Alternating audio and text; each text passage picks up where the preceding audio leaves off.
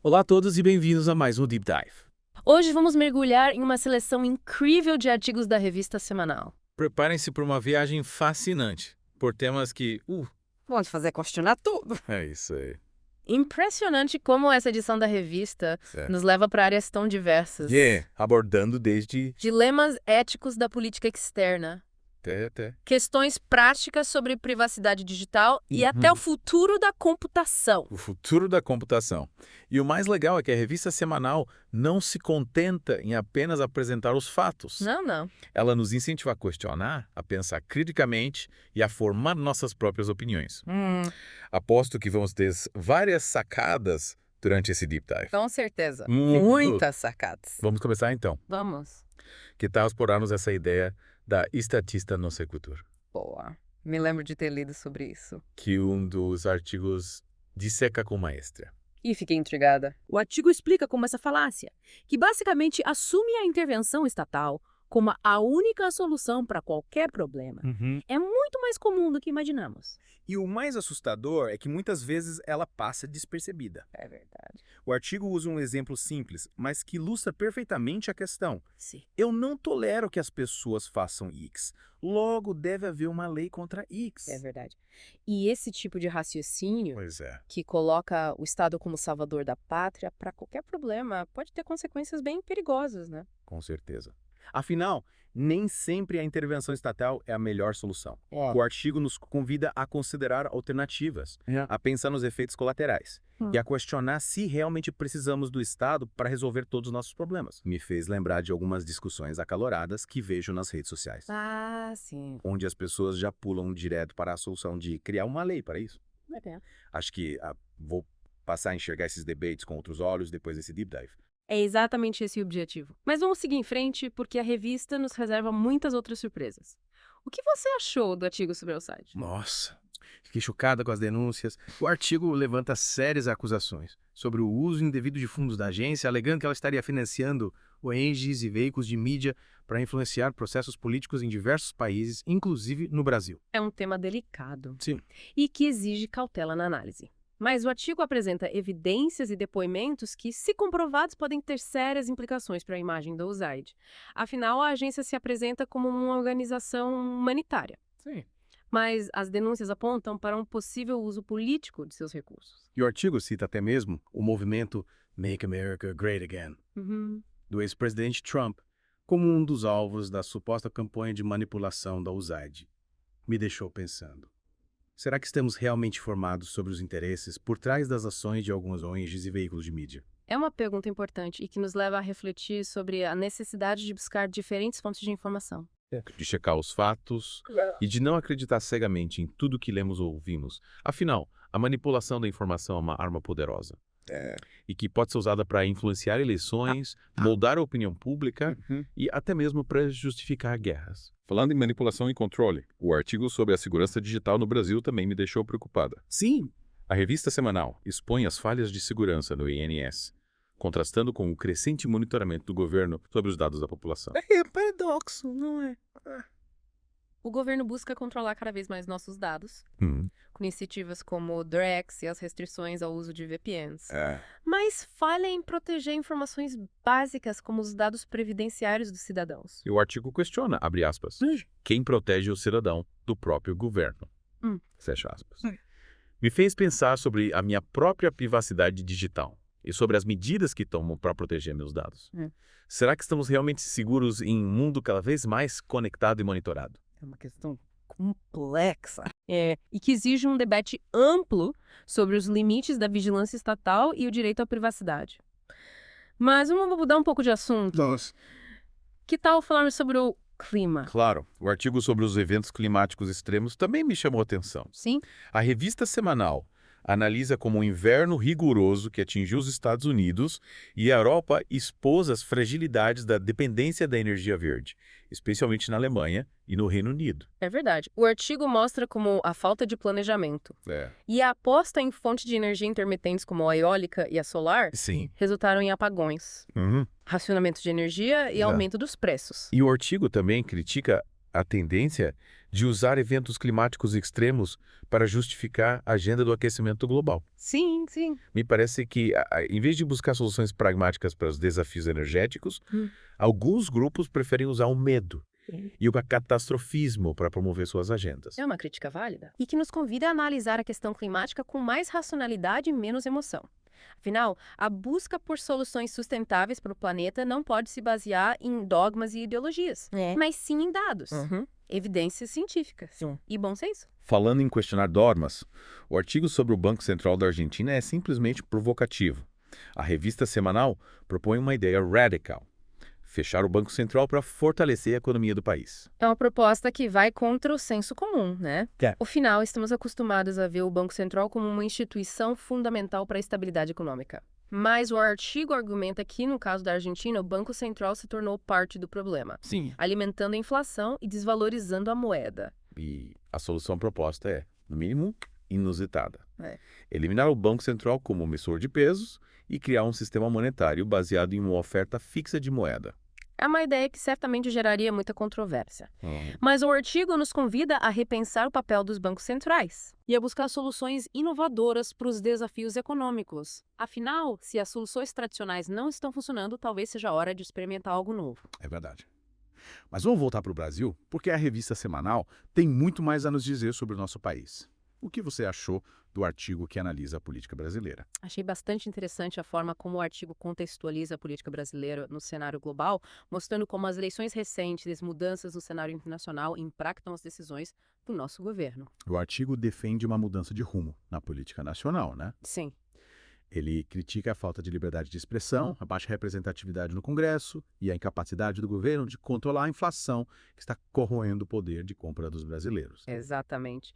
O artigo faz um paralelo interessante entre a gestão econômica do governo Lula e os sucessos atribuídos a líderes como Trump e Musk, que, segundo o artigo, representam um modelo de liderança mais pragmático e focado em resultados. Mas será que esse modelo, que prioriza o livre mercado e a liberdade individual, seria aplicável ao Brasil? É uma boa pergunta. É uma pergunta que fica no ar e que nos convida a refletir sobre os diferentes modelos de desenvolvimento e os desafios de encontrar um caminho para o nosso país. É verdade.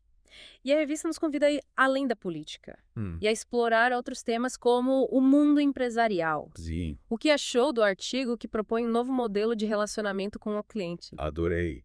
A revista semanal nos apresenta a ideia do encantamento do cliente, Isso. em vez da simples retenção. Achei a proposta bastante inovadora, principalmente porque o artigo argumenta que, ao facilitar a saída dos clientes insatisfeitos, as empresas podem obter feedback valioso para melhorar seus produtos e serviços. É uma mudança de paradigma interessante, né?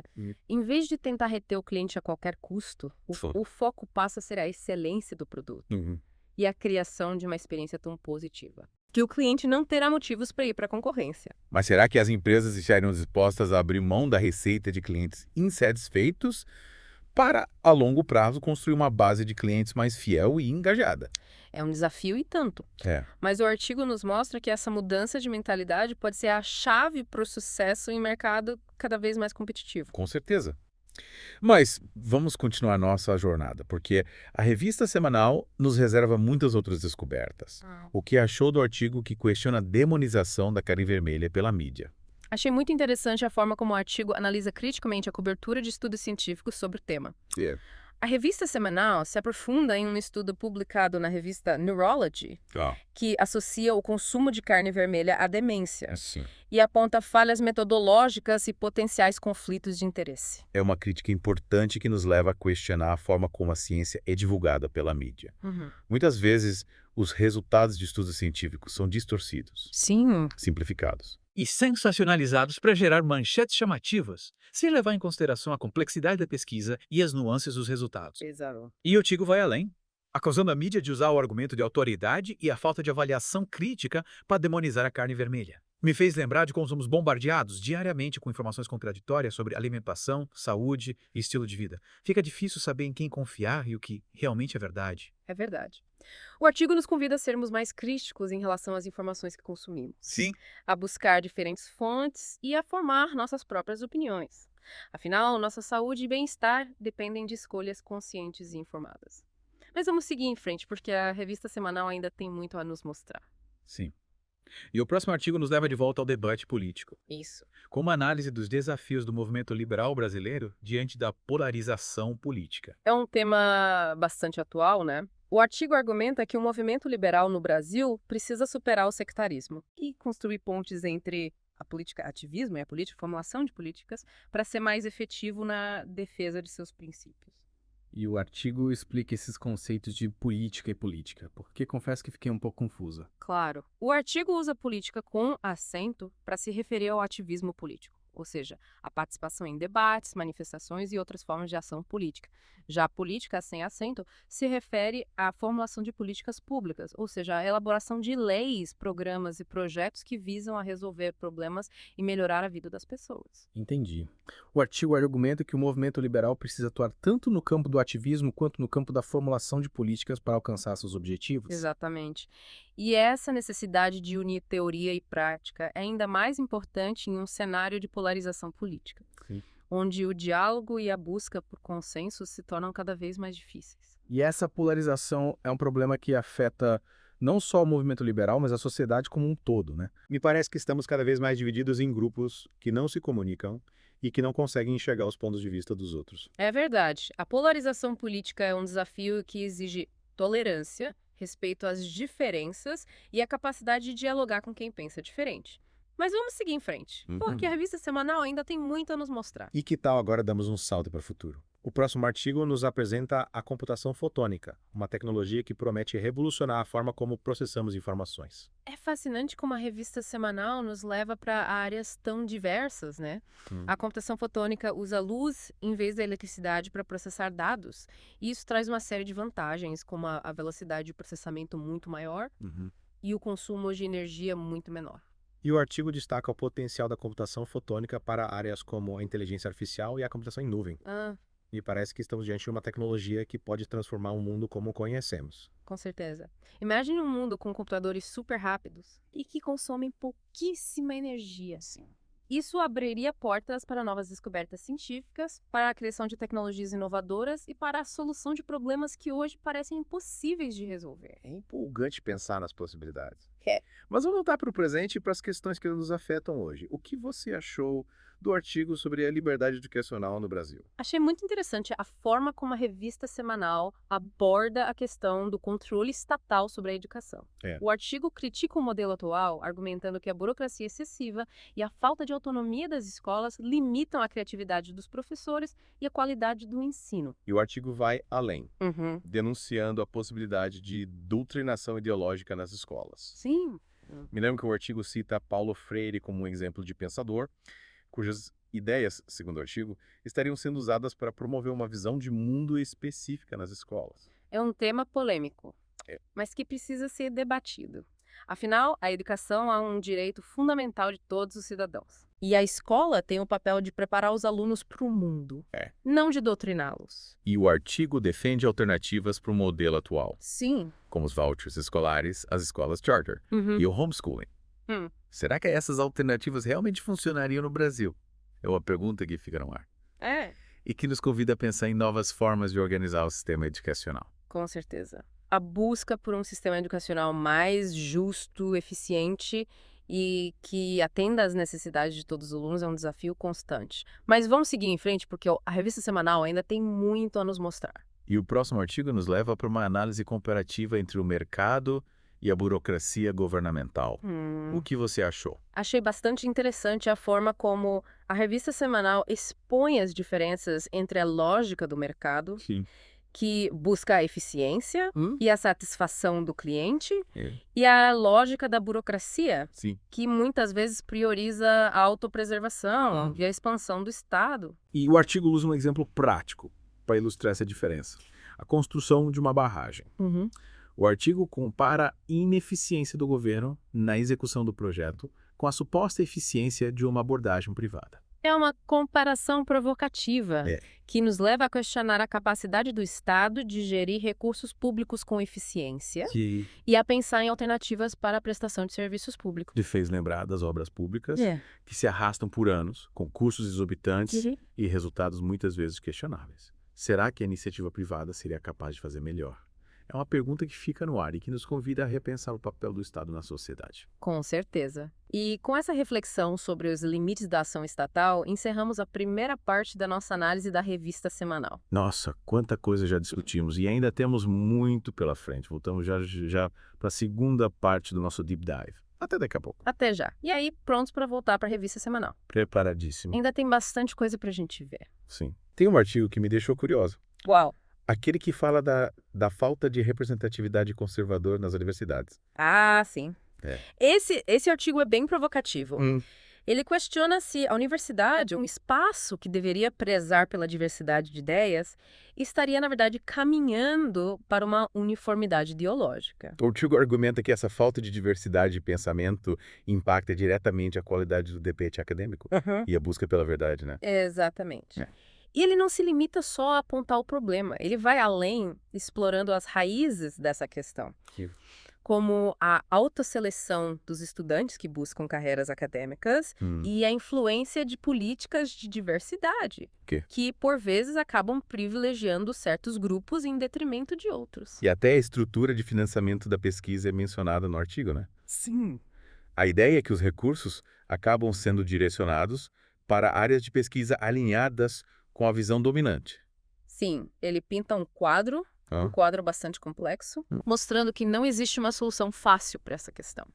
Mas o artigo propõe uma estratégia. Sim. Uma estratégia interessante para os conservadores. Uau. Concentrar esforços em áreas estratégicas como as ciências, tecnologia, engenharia e matemática, as chamadas STEM. Seria uma forma de garantir não apenas representatividade, mas também de ter mais impacto na academia e na sociedade como um todo, já que essas áreas são consideradas cruciais para o desenvolvimento, né? Exatamente. E por falar em desenvolvimento futuro, a revista semanal nos traz um alerta importante sobre a erosão da democracia no Brasil.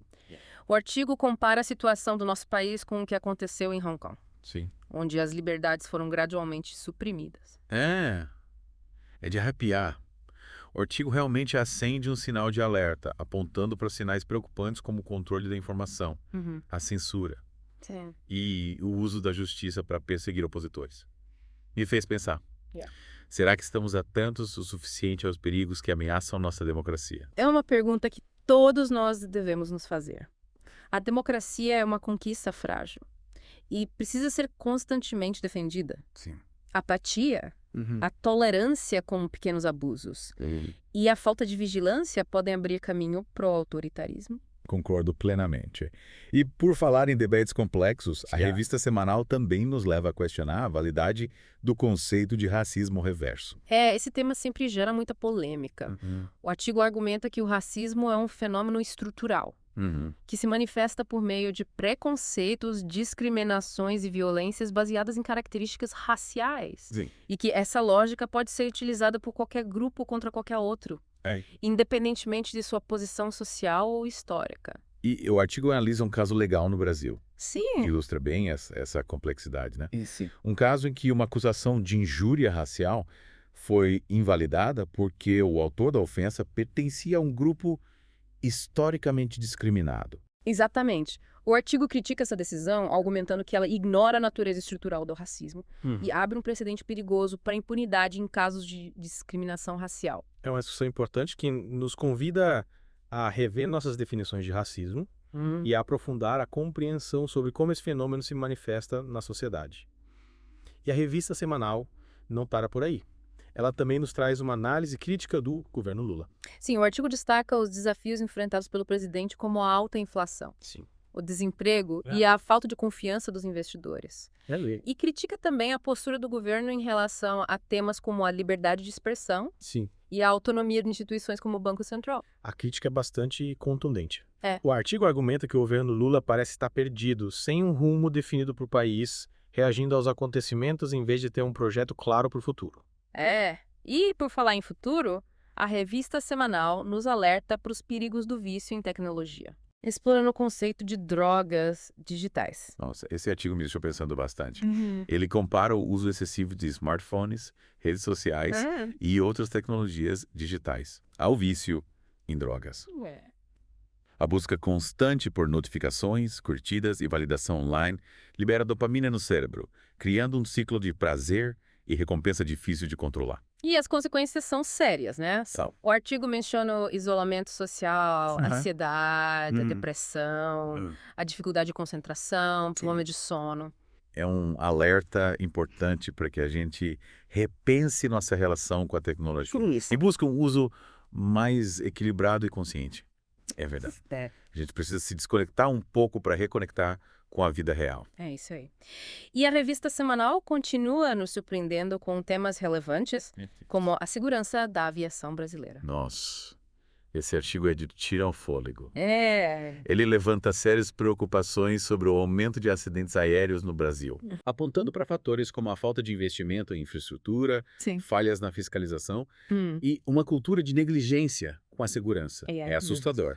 O artigo cita exemplos trágicos, como o acidente que vitimou a cantora Marília Mendonça e clama por medidas urgentes para garantir a segurança da aviação brasileira. Sim, a responsabilidade precisa ser assumida pelas autoridades e pelas empresas do setor.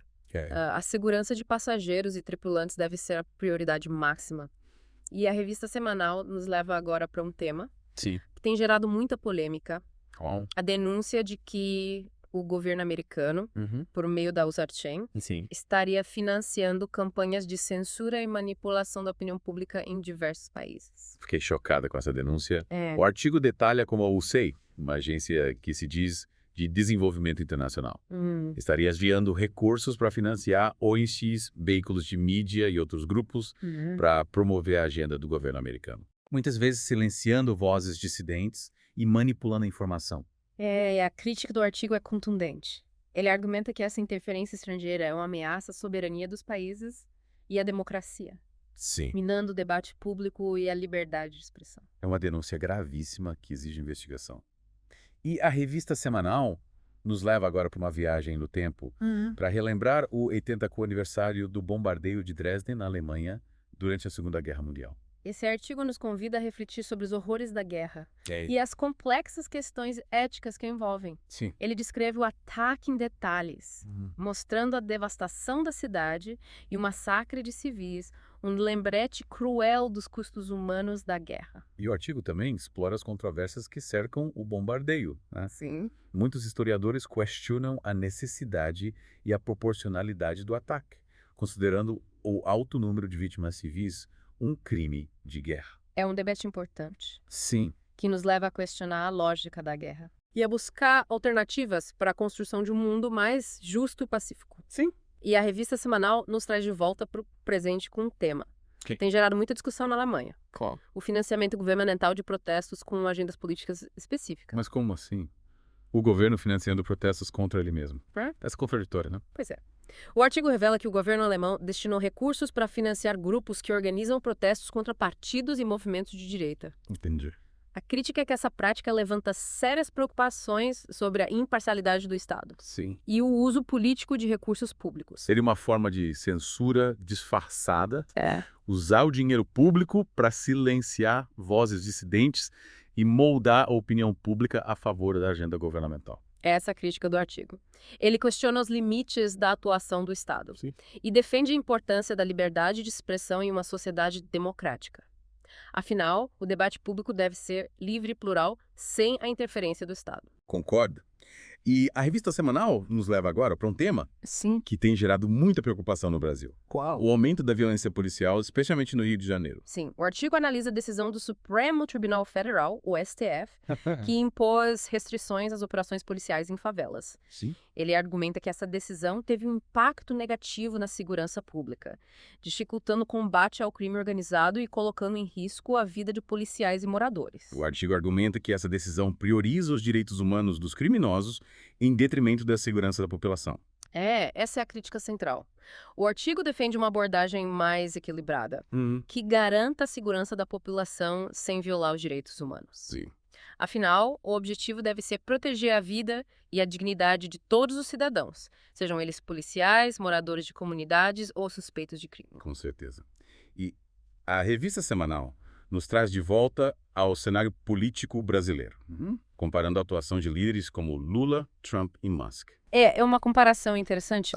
O artigo argumenta que, enquanto líderes como Trump e Musk têm uma visão pragmática e focada em resultados, Sim. Lula parece preso a um modelo ideológico ultrapassado, que não responde mais aos desafios do mundo contemporâneo. A crítica é que Lula parece mais preocupado em agradar a sua base ideológica do que em buscar soluções para os problemas reais do Brasil, como a economia, a segurança pública e a política externa. É uma análise que nos convida a refletir sobre os desafios da liderança política no Brasil Sim. e a necessidade de uma visão pragmática e voltada para o futuro. E a revista semanal nos leva agora para uma viagem pela trajetória política do ex-governador do Rio de Janeiro, Sérgio Cabral. Sim, o artigo traça um perfil de Cabral desde sua ascensão ao poder até sua queda em desgraça, marcada por escândalos de corrupção. Uma história que expõe as contradições da política brasileira. Mostrando como um político que se apresentava como moderno e reformista acabou se envolvendo em esquemas de corrupção que desviaram milhões dos cofres públicos. É um lembrete da importância da ética na política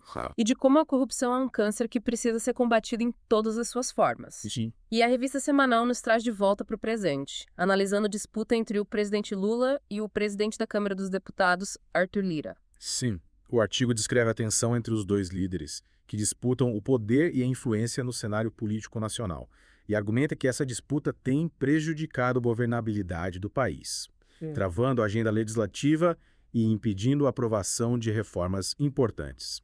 É uma análise que nos leva a refletir sobre a complexidade do sistema político brasileiro e sobre a necessidade de diálogo e cooperação entre os diferentes poderes para que o país possa avançar. Exatamente. E a revista semanal nos traz uma denúncia grave. O uso indevido de recursos públicos pelo governo federal para financiar a construção de um resort luxo para a COP30.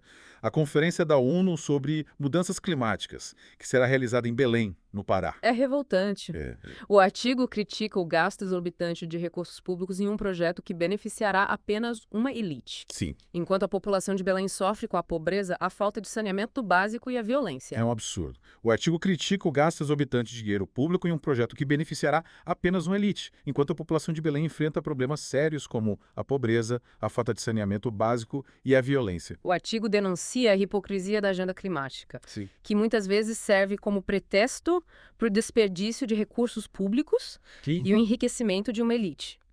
E defende que os recursos públicos deveriam ser direcionados para projetos que beneficiem a população, como a melhoria da infraestrutura e a geração de empregos. Concordo plenamente. É preciso ter mais responsabilidade com o dinheiro público e priorizar as necessidades da população. É isso aí. E a revista semanal nos apresenta uma iniciativa inspiradora. A ação do prefeito de Blumenau, em Santa Catarina, que implementou um programa para acolher e reintegrar moradores de rua. Que iniciativa bacana.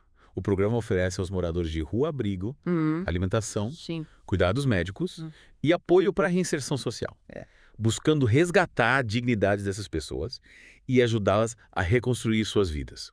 Um exemplo de como a ação política pode ser utilizada para transformar a vida das pessoas e construir uma sociedade mais justa e solidária.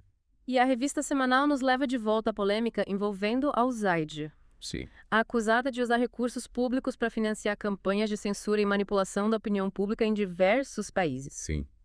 O artigo detalha como a USAID teria financiado ONGs, veículos de mídia e outros grupos para promover a agenda do governo americano, silenciando vozes dissidentes e interferindo na política interna de outros países. Uma denúncia gravíssima que levanta sérias questões sobre a ética e a transparência da atuação da USAID no cenário internacional. É preciso que haja uma investigação profunda sobre essas denúncias. E a revista semanal nos traz agora uma notícia animadora. A descoberta de uma nova enzima que pode revolucionar a produção de biocombustíveis. Que notícia incrível. Mostra o potencial da ciência brasileira para contribuir com soluções inovadoras para os desafios globais. E a revista semanal nos traz de volta ao tema do vício em tecnologia. Explorando o conceito de drogas digitais. O artigo argumenta que o uso excessivo de smartphones, redes sociais e outras tecnologias digitais pode levar a um ciclo viciante, similar ao que ocorre com o uso de drogas. A busca por notificações, curtidas e validação online libera dopamina no cérebro, criando um ciclo de prazer e recompensa que pode ser difícil de controlar. E o artigo alerta para as consequências negativas desse vício, como a ansiedade, a depressão, a dificuldade de concentração, o isolamento social e os problemas de sono. É um alerta importante para que repensemos nossa relação com a tecnologia. Busquemos um uso mais equilibrado e consciente dos dispositivos digitais. Com certeza, a tecnologia pode ser uma ferramenta poderosa, mas precisa ser usada com sabedoria para que não se torne um problema.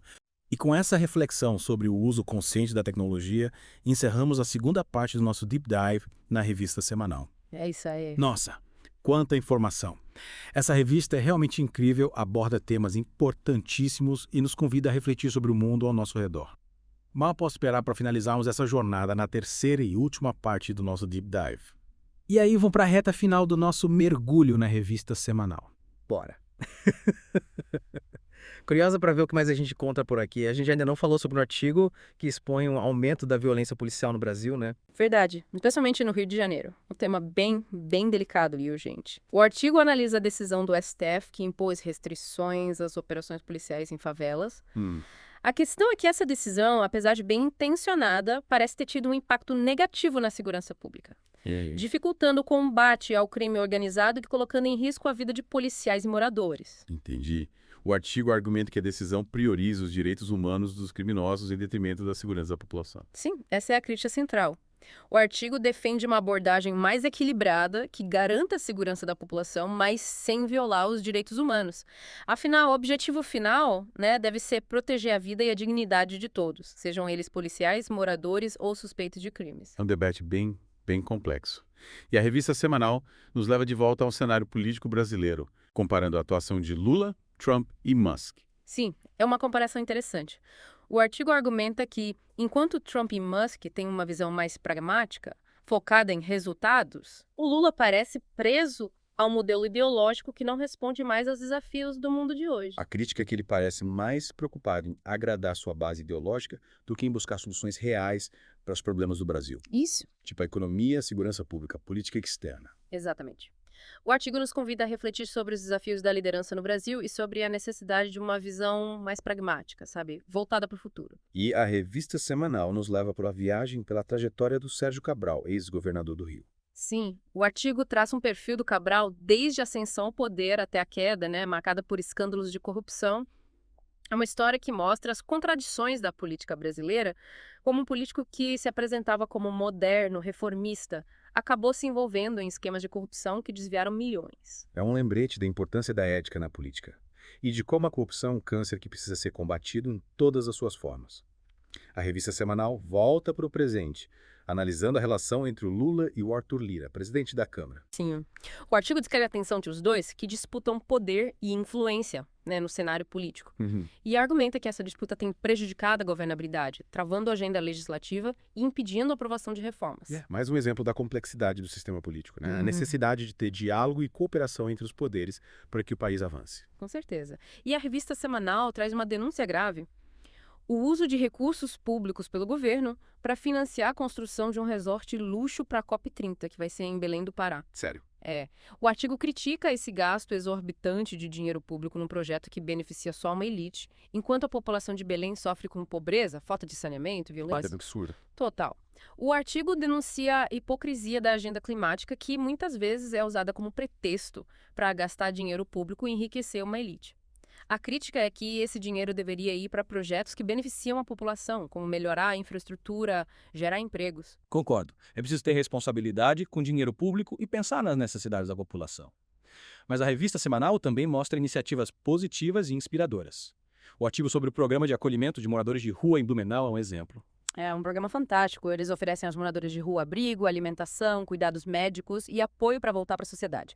É resgatar a dignidade e ajudar a reconstruir a vida dessas pessoas. Um exemplo de como a política pode ser usada para transformar vidas, construir uma sociedade mais justa. Que legal. E a revista semanal volta à polêmica do USAID, acusada de usar dinheiro público para financiar campanhas de censura em vários países. O artigo detalha como a USAID teria financiado ONGs, mídia, para promover a agenda do governo americano, silenciando vozes e interferindo na política interna de outros países. Uma denúncia gravíssima que levanta questões sobre a ética e a transparência da USAID. É preciso investigar a fundo essas denúncias. E a revista semanal traz uma notícia animadora. A descoberta de uma enzima que pode revolucionar a produção de biocombustíveis. Sim, essa descoberta é fantástica. A enzima, chamada Cersei, pode aumentar muito a eficiência da produção de etanol a partir da biomassa. Olha só. Então, um passo importante para um futuro mais sustentável. Que notícia incrível! Mais uma vez a ciência brasileira mostrando seu potencial. E a revista semanal encerra com um tema bastante atual: o vício em tecnologia. O conceito de drogas digitais. É um tema que nos faz pensar sobre como a gente se relaciona com a tecnologia. O artigo diz que o uso excessivo de smartphones e redes sociais pode levar a um vício, como o de drogas. A busca por notificações, curtidas, libera dopamina no cérebro, criando um ciclo de prazer e recompensa que pode ser difícil de controlar. E o artigo alerta para as consequências, né? A ansiedade, a depressão, a dificuldade de concentração, o isolamento social, os problemas de sono. É um alerta para a gente repensar nossa relação com a tecnologia e buscar um uso mais equilibrado. Sem dúvida. A tecnologia pode ser uma ferramenta poderosa, mas precisamos usá-la com sabedoria para que ela não se torne um problema. Nossa, que jornada incrível por essa edição da Revista Semanal. A gente explorou temas complexos, desafiadores, mas também viu esperança e iniciativas inovadoras, inspiradoras. É verdade. A revista nos mostrou diferentes perspectivas sobre os acontecimentos, nos convidando a questionar, a refletir e buscar a verdade. E com essa mensagem de otimismo e busca pelo conhecimento, a gente encerra nosso mergulho na Revista Semanal. Esperamos que vocês tenham gostado da viagem e que continuem explorando os temas que a gente discutiu. Até a próxima.